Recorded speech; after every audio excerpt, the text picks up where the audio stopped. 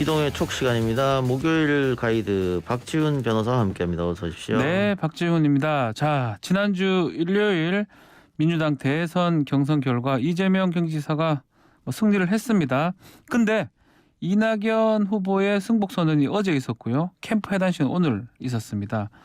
며칠간 이낙연 캠프의 당무위 소집 요구 또 경선 불복 움직임이 있었는데 이런 어떤 과정 어떻게 보셨는지요? 원래는 경선 당일날 후보가 수락 연설하면 네. 2등 후보가 또 승복 연설 수순 손들어주는 게 당연한 수순이죠. 그렇죠. 같이 손잡고. 네. 가장 치열하게 싸웠다고 하는 이명박 박근혜 후보 두 사람도 바로 승복했거든요. 네. 그때는 1.5% 차이밖에 나지 않았어요. 2,000표 정도. 예. 네. 지금 이낙연, 이재명은 두 자리 이상 나서 11% 이상 차이 나잖아요. 네. 그런 거 봤을 때 좀 의아했다. 네. 그리고 결국은 일요일 날 결정되고 화요일 날 수요일 날인가요? 그렇죠. 승복했으니까 한 3, 4일 만에 승복한 건데 시간이 조금 많이 걸렸기 때문에 지지자들 간의 골도 깊어질 수밖에 없었다. 그리고 일단 원래 당에서는 당선증 교부하고 그리고 최고위원회에서 손도 들어줬고 이재명 후보 청와대에서 축하 메시지도 나왔기 때문에 다시 되돌리기는 불가능하거든요. 그렇죠. 최고위에서 결정을 내린다고 했는데 이낙연 캠프에서 당무위 소집을 계속 요구를 했기 때문에 최고위원회에서 결정하면 안 된다. 그래서 최고위원회가 다시 양보한 거죠. 그렇다면 당무위를 소집하겠다. 그래서 당무위 소집해서 만장일치로 결정이 났기 때문에 네. 이낙연 후보가 승복하는 건 당연하다. 다만 SNS로 그냥 승복했거든요. 그렇죠. 그 모습은 또 이재명 후보 측에서는 좀 기자들 앞에서 혹은 카메라 앞에서 해줬으면 어땠을까 그런 아쉬움이 들겠죠. 혹시 이낙연 후보 쪽에서는 이 당무위 해서 좀 바뀔 수 있다 이렇게 생각했을까요? 그러진 않았을 거예요. 예. 그러니까 이낙연 후보도 그렇고 이낙연 캠프에 있던 사람들도 정치 구력이 짧게는 2, 3년 길게는 2, 30년인데 그렇죠. 이게 뒤집어지리라고 생각했을까요? 네. 다만 이낙연 후보를 지지하는 사람들 입장도 있고 하니까 그 소위 말하는 탈출로 퇴로가 필요했겠죠. 그러면은 당무위 소집해서 거기서 결정 나면은 나가겠다. 아마 이런 승복하겠다. 아하. 이런 생각이 아니었을까 싶습니다. 출구나 탈출. 출구 전략인 거지요. 예. 근데 지금 어쨌든 가처분 신청까지 갔잖아요. 예. 근데 이낙연 후보의 지지자들이라고 하던데 박지훈 변호사는 직업이 변호사니까 더 잘 아시겠지만 네. 인용될 가능성은 제로입니다. 없어요. 예. 예. 그래서 지지자들의 이런 모습에 대해서 캠프나 이낙연 후보가 조금 한마디 했었으면 어땠을까. 아쉽다. 예. 근데 결국은 기각될 거 각하될 게 눈에 보듯 뻔한데 이걸 이렇게 계속 가면 어쨌든 언론에서는 가처분 신청 냈다 그러고 하면 민주당 입장에서는 원팀 하기 어렵지 않겠어요? 지지자들의 골은 더 깊어지고 그럴 수밖에 없는 상황에 놓이는 것 같습니다. 아마 이 가처분 이렇게 신청 낸 거는 노동조합에서 판결이 좀 비슷한 판결이 있긴 합니다. 대법원 판결이. 근데 그거는 기본적으로 노동조합법이랑 공직선거법이랑 기본 구조가 다르고요. 공직선거법 같은 경우는 결선을 얘기한 게 아니에요. 한 표라도 많은 쪽이 이기는 게 우리 선거의 원칙이거든요. 결선 투표제라는 거는 아주 예외적인 지금 상황이기 때문에 이게 받아들일 가능성 거의 없다고 봅니다. 법원에서 정당 일에 개입하지 않습니다. 개입하지 않습니다. 네. 그래서 가처분을 받아들일 가능성 없고 대통령 선거를 또 어떻게 개입하겠습니까? 그렇습니다. 그런 상황이기 때문에 좀 아쉽다.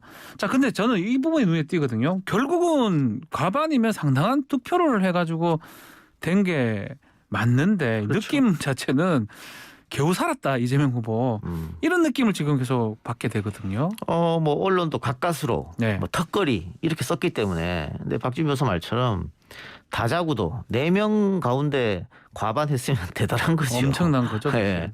그런데 그렇게 쓰면서 분위기가 그렇게 흘러가고 이낙연 후보 쪽에서 불복의 느낌을 주고 하기 때문에 후보가 결정되면 컨벤션 효과를 누려야 되는데 컨벤션 효과 플러스 알파가 아니고 오히려 마이너스가 돼버렸어요. 네. 그래서 이재명 후보가 사실은 경선 결과 나오기 전에 일부 여론조사에서는 30% 넘는 것도 계속 나왔거든요. 네.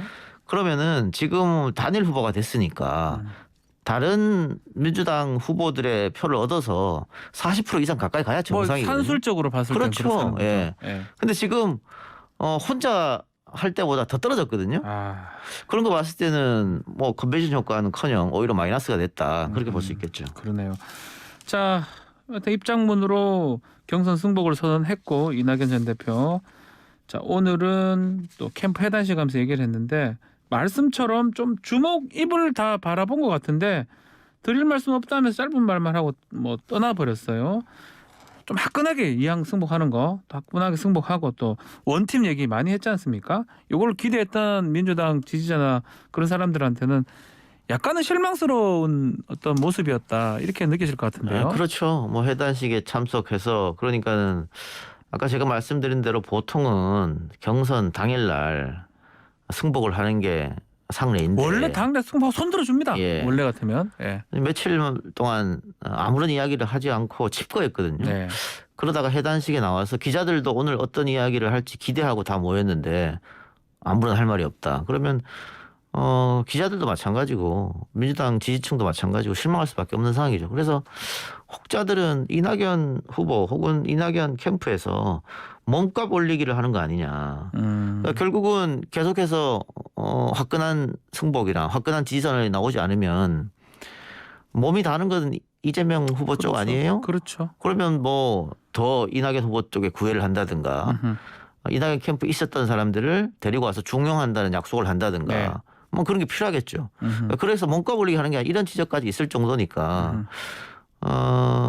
이낙연 후보는 직접적으로 승복한 말을 하지 않았으니까 SNS를 통해서만 했으니까 네. 그게 좀 필요하다고 봅니다 저는. 뭐든지 해야 된다. 뭐 어쨌든 간에 지금 선대위원장 특히 공동 선대위원장 얘기가 지금 계속 나오고 있는 상황인데 그러니까 이게 지금 이낙연 지지자들은 가처분 신청 들어가서 절대로 이재명을 못 찍겠다고 하고 있고 이재명 지지자들은 또 반대거든요. 네. 공동선대위원장 주지 마라. 우리 없어도 이긴다 이러고 있거든요. 네. 그러면 가장 좋아할 사람들은 국민의힘 사람들이죠. 그렇죠. 계속 분열해라. 싸워라. 그 김재원 최고가 방송 나와서 그렇게 직접 얘기했잖아요. 얘기했어요. 좀 더 싸워야 되는데 좀 빨리 좀 이게 봉합된 느낌 좀 아쉽다고 그렇게 얘기를 했습니다. 예. 자, 그렇다면 지금 여론조사를 좀 몇 개가 나왔는데 이게 뭐 확인된 100% 확인된 거라고 보기는 어렵지만 일단은 이낙연 전 대표를 지지했던 사람이 이재명 지사가 아닌 윤석열 총장한테 돌아섰다. 요런 여론조사 결과가 있네요. 오마이뉴스가 했죠. 오마이뉴스 의뢰로 리얼미터가 조사한 네. 건데 11일, 12일 양일간 실시한 여론조사입니다. 이 전 대표 지지층이 이재명 대 윤석열 대결에서 이재명한테 14.2%만 가고 윤석열한테 40.3%를 갔다. 이것만 보면 상당히 충격이죠. 네. 같은 민주당인데 이재명 대통령 되는 것보다 윤석열이 되는 게 낫다고 이해가 좀 판단하는 잘 안 거잖아요. 되는데요. 그리고 네. 이낙연 후보를 지지했던 사람들 중에 대다수가 뭐 소위 말하는 문파들 아닙니까? 그렇죠. 문재인을 지킨다는. 네. 문재인을 지킨다는 사람이 문재인과 사이가 안 좋은 윤석열 후보를 지지하면 이해가 안 돼요. 대통령을 지킬 수 있습니까? 네. 이해가 안 되죠. 예. 이거는 일단은 이 설문 자체에 좀 문제가 있었어요. 그러니까 이 설문 내용을 보면 민주당 경선에서 누구를 찍었습니다가 아니고 민주당 경선에서 누구를 지지하셨습니까? 이런 질문이었거든요. 그러니까 중요한 건 뭐냐면 민주당 지지층뿐만이 아니고 국민의힘을 지지하는 사람들도 여기 다 와서 체크를 한 거예요. 아, 그러니까 뭐 아예 그냥 그 정해진 게 그렇죠. 아니네요. 범위가. 그러니까 국민의힘을 지지하는 사람들은 다른 여론조사를 살펴보면 이재명보다 이낙연 지지가 그렇죠. 훨씬 높습니다. 맥락상 이낙연, 윤석열이 같이 갈 가능성이 높죠. 그렇죠. 국민의힘 그러니까 입장에서라면. 이번 민주당 경선에서 누구를 지지하셨습니까? 이렇게 물으니까 국민의힘 지지층들은 여기 들어오면 당연히 이낙연을 지지할 수밖에 없죠. 네. 근데 그 사람들이 원래 민주당과 국민의힘이 붙으면 국민의힘을 찍을 사람들이잖아요. 그렇죠. 그러니까 이게 지금 설문에 대해서 교차 분석을 제대로 못한 겁니다. 못한 건데 잘못됐네요. 이거를 오마이뉴스에서 기사로 냈고 오마이뉴스의 실수라고 좀 보이는데 네. 다만 그럼 다른 언론이 받을 때 대한민국의 여론조사 전문가들 많잖아요. 네. 오늘 이동현 뉴스 정면 승부에서도 4부에 2명이나 나오지 않습니까? 이건 물어봐야 될 부분이겠죠. 물어봐야 네. 되는데 네. 거의 대다수 언론이 이거를 그냥 받아서 복사 붙여넣기 했어요. 이거는 저같이 비전문가인 사람 입장에 봤을 때도 사실은 문재인 대통령 지지자이기도 하고 호남층이에요. 호남층에서 윤석열 후보를 40%나 지지할 가능성은 저는 낮다고 보거든요. 근데 어쨌든 이렇게 제목이 달리면 뭐 민주당 지지층 일부도 이재명이 안 된다고 생각하니까 이재명 안 되겠네라고 여론이 호도될 수 있잖아요. 지금 호도될 가능성이 아주 높죠. 그래서 우리가 언론인들, 기자들은 특히 선거 앞두고는 내가 어쨌든 여론에 굉장히 영향을 미칠 수 있다는 판단으로 좀 공부도 좀 하고 네. 제대로 모르면 전문가한테 물어보고 제대로 글을 써야 돼. 이거는 기사가 지금 잘못돼 나왔고 그대로 복사해서 받아쓰기 하는 기자들도 상당히 문제가 있다. 다만 이런 건 있어요. 지금 14%가 이재명만 가고 윤석열한테 40% 간다. 네. 이 정도는 아니지만 이탈은 했겠죠. 예. 이탈하겠죠. 이탈한 분명히 많아요. 있겠죠. 네. 이낙연 지지자들이 이재명한테 다 가지 않고 이탈한 건 분명히 있기 때문에 네. 아직 뭐 민주당 차원에서 캠프는 꾸려지지 않았죠. 이재명 후보가 지금 경기도지사를 유지하고 있기 때문에 아마 끝나고 민주당 차원에서 캠프가 꾸려질 텐데 캠프가 꾸려지면 이재명 캠프 또 이재명 후보는 이낙연 후보를 지지했던 사람들의 마음을 달래주는 작업은 필요하겠죠. 해야 된다. 그래서 그거에 지금 원팀이라는 거잖아요. 결국은 남아있는 원팀 과제. 그렇죠. 예. 어떻게 달래주는 거예요? 뭐 안아주는 겁니까? 아니 뭐 일단 지금 이낙연 캠프에 있었던 사람들은 어렵지 않게 합류할 수 있을 거예요. 서른 의원도 뭐 지금 인터뷰상으로는 뭐 그렇죠. 민주당 위해서 하겠다라고 말을 한 걸 그러면, 봤거든요. 네. 근데 이제 지지자들이 시간이 좀 걸릴 겁니다. 네. 당장 이낙연에서 이재명으로 오진 않을 건데 네. 박근혜 후보, 이명박 후보가 붙었을 때도 마찬가지예요.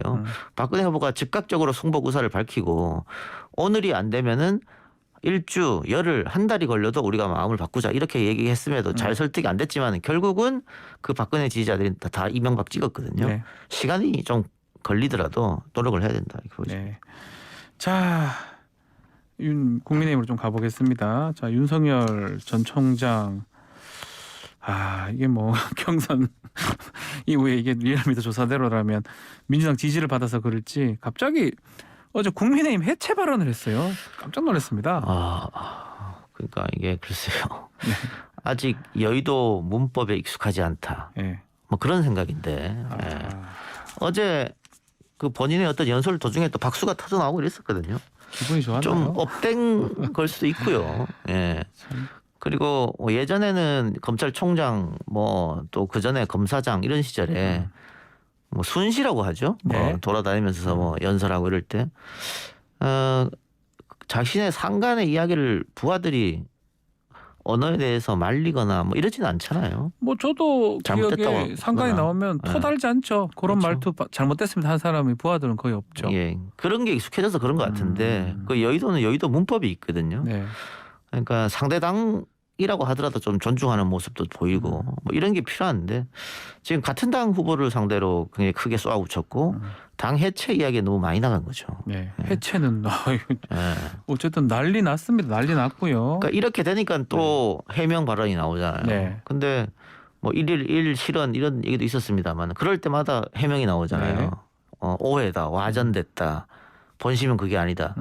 근데 윤석열 후보가 영어나 일어 쓰는 거 아니지 않습니까? 네. 한국말 하는 거지.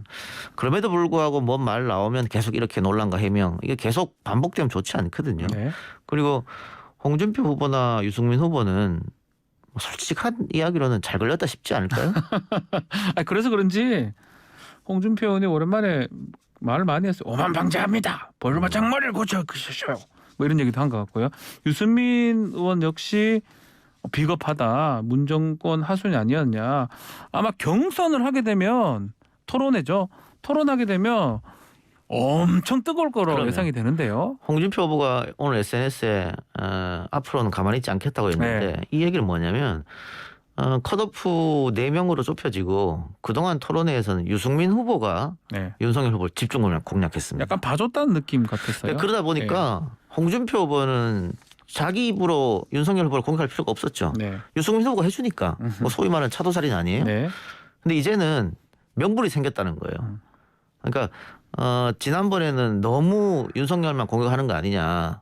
그래서 윤석열 뭐 동정론도 있을 수 있고 홍준표 후보는 비호감 이미지가 좀 있잖아요. 네. 그러니까 너무 세게 공격하면 그 비호감 이미지가 더 쌓일 수도 있다는 두려움이 있었거든요. 근데 이제는 명분이 있으니까 지금부터는 확실하게 공격하겠다. 그래서 윤석열 후보로서 공격 당할 수밖에 없는 명분을 상대한테 줬다. 그런데 이런 말실수가 어제 오늘 일이 아니니까 앞으로도 또 나올 거 아니에요. 네. 오히려 캠프에서는 갑자기 이렇게 튀는 후보의 발언을 어떻게 자제시킬 것인가.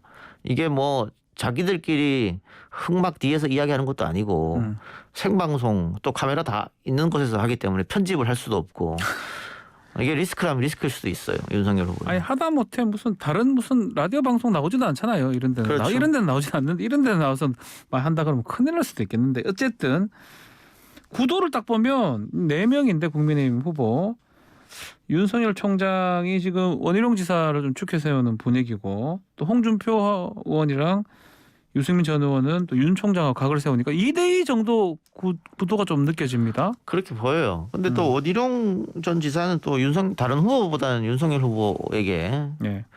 조금 더 부드럽게 하고 있잖아요. 그렇죠. 뭐 그런 거 봤을 때는 뭐 2대2 대결 구도처럼 보이는데 뭐 어차피 홍준표 후보는 윤석열 후보라고 양강 싸움이라고 생각할 거고 네. 유승민 후보는 윤석열을 쓰러트려야 내가 홍준표한테 이긴다고 생각할 거고 뭐 그렇기 때문에 아마 앞으로 더 당내 경선 과정은 더 치열해질 것이다. 민주당이 치열하게 했다고 하지만 네. 앞으로 국민의힘은 더 치열해질 거예요. 왜냐하면 네. 박근혜 이명박 이야기를 계속 하는데 그때 왜 치열하게 싸웠느냐. 후보가 되면은 무조건 대통령이 당선된다는 확신이 있었기 때문에 치열하게 싸운 거예요. 그렇죠. 이번에도 마찬가지입니다. 여론조사하면 정권 연장보다 정권 교체가 훨씬 많잖아요. 네. 국민의힘 후보가 되면은 정권을 갖고 올 수 있다, 대통령이 될 수 있다는 생각이 들면 당 내에서 치열하게 싸울 수밖에 그렇죠. 없어요. 그렇죠. 지금은 전초전에 불구하고요. 앞으로 시간이 가면 갈수록 굉장한 싸움이 있을 수밖에 없다. 3주 정도 지금 남았거든요. 토론에도 뭐 8번, 7번 지금 남은 걸로 제가 알고 있는데 변곡점이 상당히 많을 것 같아요.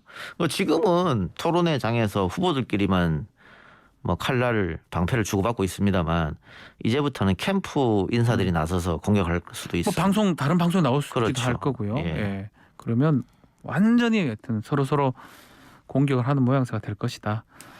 자 이런 가운데 오늘 윤석열 전 총장 그 정직 2개월 받았던 징계 관련된 소송 1심 판결이 났는데 재판부가 결국은 윤 총장을 패소시켜 버렸어요. 법무부 손을 들어줬는데 어떻게 보셨습니까?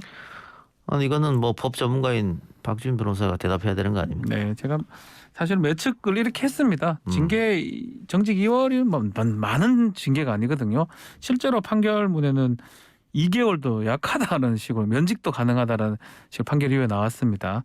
그걸 봤을 때는 징계권의 행사라는 건 징계 사유가 있다 그러면 재량권을 일탈 남용하지 않는 이상은 적법하게 보는 게 행정소송의 기본적인 원칙이기 때문에 뭐 그렇게 예상이 됐는데 뭐 그럼에도 불구하고 윤석열 총장이 좀 기대를 했던 것 같아요. 자기가 나오면서 굳이 이 소송을 유지할 필요가 있었나 싶기도 한데 유지했다라는 거는 승소의 가능성을 보고 유지했던 것 같은데 결과론적으로는 패소가 됐네요. 네, 패소가 됐고 어쨌든 징계를 받았는데 뭐 이미 검찰을 퇴사했고 그렇죠. 대통령 후보인데 이게 지금 결과가 나온 게 무슨 소용이 있느냐라고 합니다만은 검찰총장이 징계받은 거 헌정사상 처음입니다. 일 아닙니까? 네, 처음입니다. 의미가 있습니다. 예, 그런 의미가 있는 거죠. 처음 있고 네. 지금 그 변호사 자격은 그러면 가질 수 있느냐 이런 게까지 번졌단 그렇죠, 말이에요. 그렇죠. 뭐 윤석열 총장이 변호사 하지는 않겠습니다만은 그러면 이제 민주당에서 이걸 이용할 수 있겠죠. 네. 뭐 사상 초유의 일이 벌어졌고 변호사도 못하는 사람이 무슨 대통령 후보냐. 이렇게 시비거리 민주당으로서 공격거리로 삼을 수가 있겠다. 네. 그렇게 볼 수 있겠습니다. 또 뭐 추미애 전 장관이 또 뭐 SNS 글을 봤을 때는 그때 이제 있었던 일련의 사태에 대해서 추미애 장관이 맞았다. 윤석열 총장이 틀렸다. 뭐 이걸 법원에서 확인해 준 거니까요. 그러니까 추미애 장관은 그렇게 얘기하는 거죠. 그때 여론이 다 윤석열 편이었고 내 편이 아니었고 언론도 다 윤석열 편이었고 내 편이 아니었는데 결과론적으로 누가 맞았느냐 누가 옳았느냐 네. 내가 맞지 않았느냐 이 이야기를 함으로써 추미애 후보로서는 정치적으로 사실은 윤석열 후보랑 장관이랑 총장직에 있으면서 싸우면서 굉장히 상처를 많이 받았거든요. 네. 그 상처를 회복할 수 있는 어떤 계기가 됐다. 추미애 후보로서는 지금은 이제 전 장관이라고 전 장관으로 불러야겠네요. 불러야 되겠죠. 예. 그렇게 됐다고 볼 수 있겠습니다. 예. 자, 그러면 이 징계 소송 어떻게 될까요? 계속 진행할까요? 윤 전 총장으로서는 뭐 지금 다시 한다 그러죠. 한 거죠. 예, 항상 예. 한다고 밝힌 걸로 알고 있습니다. 그래서 아마 결과가 나올 때까지는 그냥 이렇게 가지 않을까 싶습니다. 예. 알겠습니다. 자, 오늘 이동영의 촉 시간은 여기서 마무리하죠. 지금까지 오늘의 촉 가이드 박지윤 변호사와 함께했습니다. 수고하셨습니다. 감사합니다.